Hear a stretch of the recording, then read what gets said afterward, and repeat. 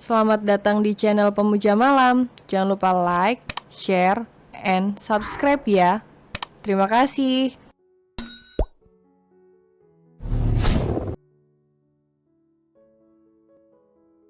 Episode 39 membuka tabir kegilaan. Di saat yang sama, saat dimana Ciara mengatakan bahwa ia sudah mengetahui semuanya mulai dari pernikahan kontrak sehingga anak angkat. Lucy mendadak terbelalak kaget, kerongkongannya mendadak tercekat. Ia dapat merasakan keringat dingin yang sedang menyerang tubuhnya. Siapa yang mengatakan itu padamu? Tanya Lucy terbata-bata. Kak Darren, dia yang mengatakannya padaku, dan dia juga sempat ingin memperko aku. Jawab Ciara. Gadis itu tertunduk dengan suara yang parau. Isak tangisnya mulai terdengar. Hatinya begitu pilu bagai teriris sembilu jika mengingat lagi peristiwa mengerikan saat itu. Dengan sigap, Abersio merangkul tubuh Ciara ke sisinya. Ia mengusap pelan lengan gadis itu mencoba memberikan ketenangan. Kalau nggak ada Daddy Cio, aku nggak tahu apa yang akan terjadi padaku saat ini. Sambung Ciara pelan. Lucy menatap ke arah Abersio dengan mata yang kini membelalak dengan sempurna. Ia memegang dadanya menahan rasa terkejut akan kejadian-kejadian yang tak ia duga selama ia berada di US. Mulai dari Ciara dan Abersio yang ketahuan bercinta, Ciara mengetahui status dirinya sebagai anak angkat hingga Darren yang ingin memperko Ciara. Setelah ini, ada hal apa lagi yang akan mengejutkannya?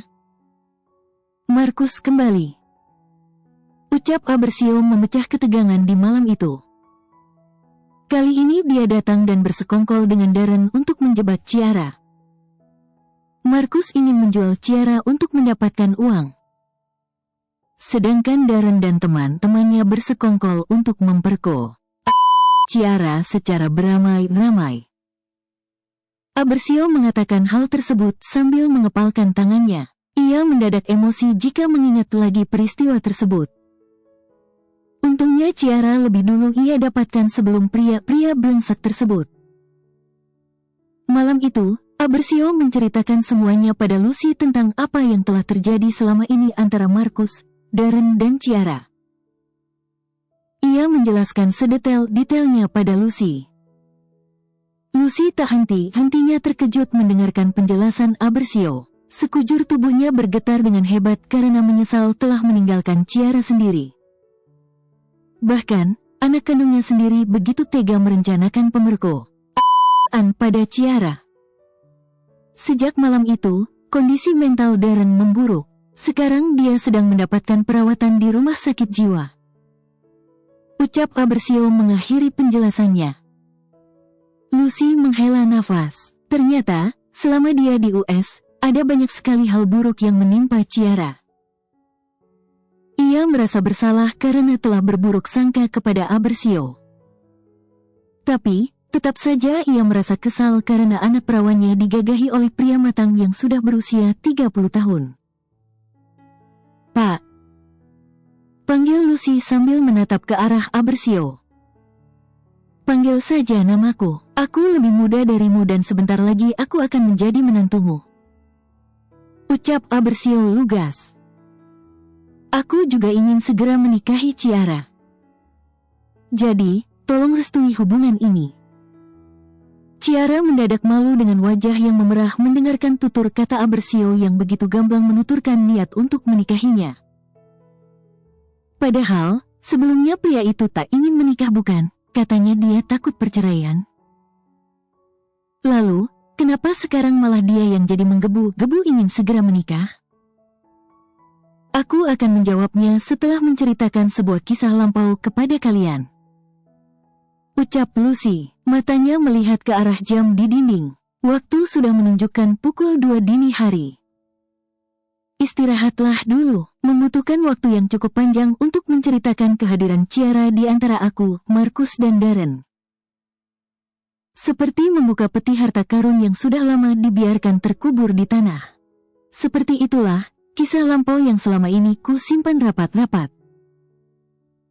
Ucap Lucy dengan mata yang sembab karena tangisnya mulai terhenti. 20 tahun yang lalu. Saat itu adalah saat di mana Marcus, Lucy dan Darren hidup bahagia. Mereka adalah keluarga bahagia yang cukup membuat orang iri. Meskipun tak kaya, tapi mereka bertiga hidup bercukupan tanpa kekurangan. Sayangnya, kebahagiaan itu tak berlangsung lama. Marcus mulai pulang telat dan selalu tidur di luar. Alasannya, pekerjaan yang begitu banyak dan dinas di luar kota. Sebulan terakhir, Mas kok sering pulang telat? Tanya Lucy sambil meletakkan jas Marcus ke dalam keranjang kotor. Marcus menghela nafasnya dengan kasar. Ia terlihat malas mendengarkan pertanyaan Lucy yang membuat otaknya sakit. Padahal, ia sedang lelah karena baru pulang kerja. Kamu kenapa sih, hari ini, kan aku pulang cepat? Ketus Marcus sambil membuka kancing kemeja kerjanya satu persatu. Tapi, aku itu cari uang. Potong Marcus kesal. Sudahlah, tinggal di rumah bukannya membuatku istirahat, tapi malah membuat otakku pusing. Marcus berjalan keluar dari kamar sambil kembali memasang kancing kemejanya. Wajahnya kusut dan sangat kecut. Membuat Lucy sedih karena ia bertanya baik-baik, tapi Marcus menjawabnya dengan kesal. Lucy terdiam dan mematung melihat sifat aneh Marcus. Kemana perginya pria yang dulu memuja-muja dan mencintainya? Kemana perginya pria yang hangat itu? Ia menghela nafasnya mencoba mengusir kesedihan dan kegelisahan hatinya. Lucy mencoba menerima keanehan Marcus. Tak ingin menjadi istri yang durhaka, ia pun memilih diam dan patuh tanpa pemberontakan. Sebulan, 2 bulan, 3 bulan pun berlalu. Sifat Marcus semakin menjadi-jadi. Lucy menjadi sedikit frustasi dan tak tahu harus bercerita pada siapa. Hingga akhirnya ia memutuskan untuk menemui sahabatnya Julia.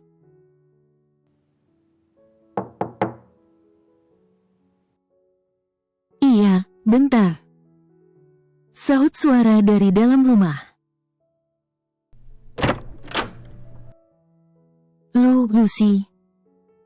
Julia Anderson, seorang wanita cantik berparas khas Indonesia dengan rambut hitam panjang tersebut terbelalak kaget melihat tamu yang hadir ke rumahnya saat itu. Tamu tersebut merupakan Lucy, sahabat dekatnya sejak mereka di bangku SMA.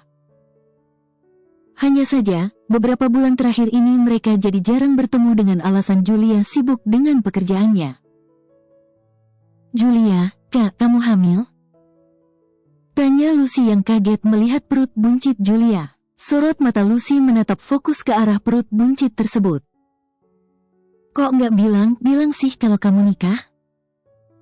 Sambungnya penasaran. Wajah Julia menjadi pucat pasi. Keringat dingin membasahi tubuhnya. Tangannya entah kenapa mendadak dingin. Padahal, saat itu musim panas dan matahari begitu terik. Masuklah. Julia memaksakan senyumnya yang terkesan kaku. Ia mengajak Lucy masuk dan duduk di ruang tamu. Sebentar aku buatin minum. Ucap Julia.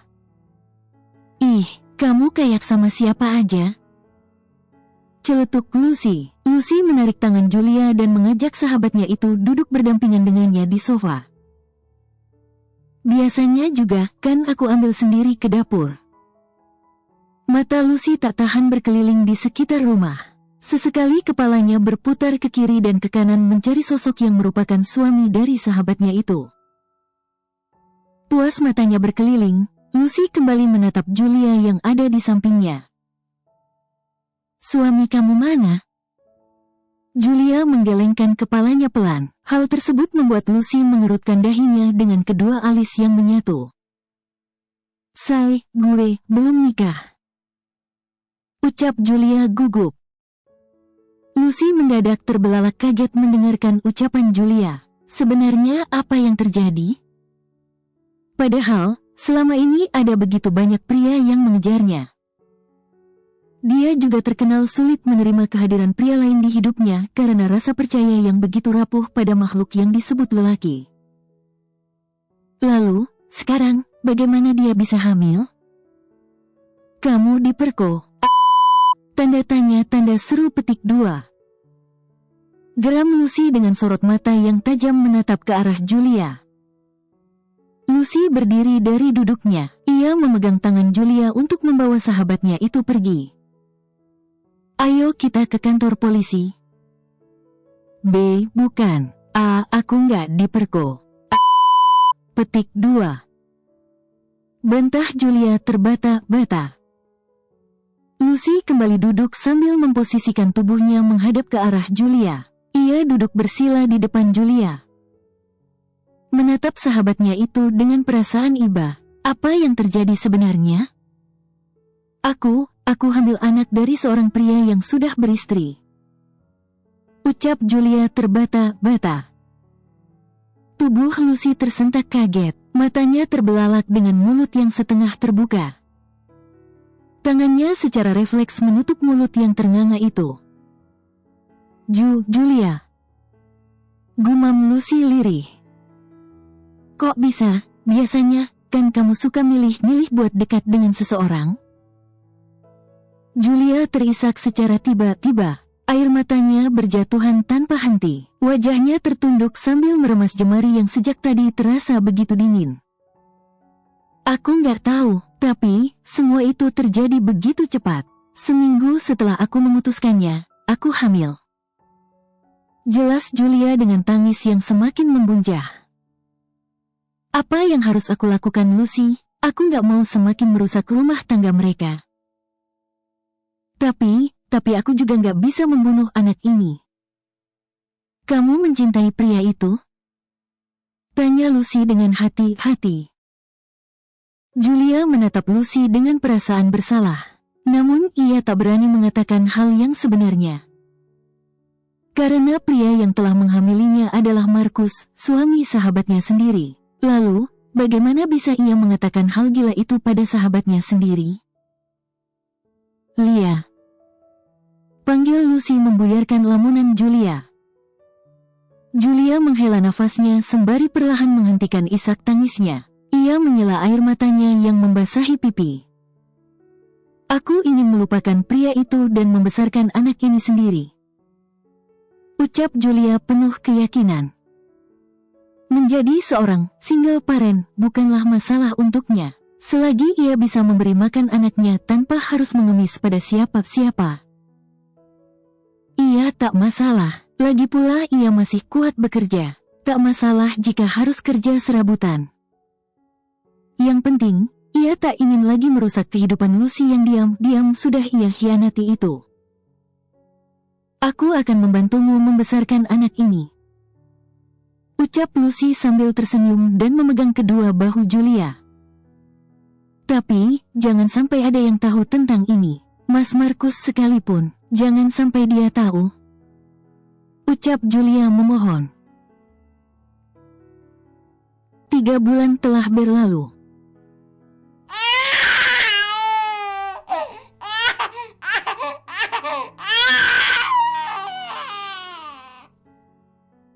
Tangis bayi terdengar memenuhi ruangan persalinan tersebut.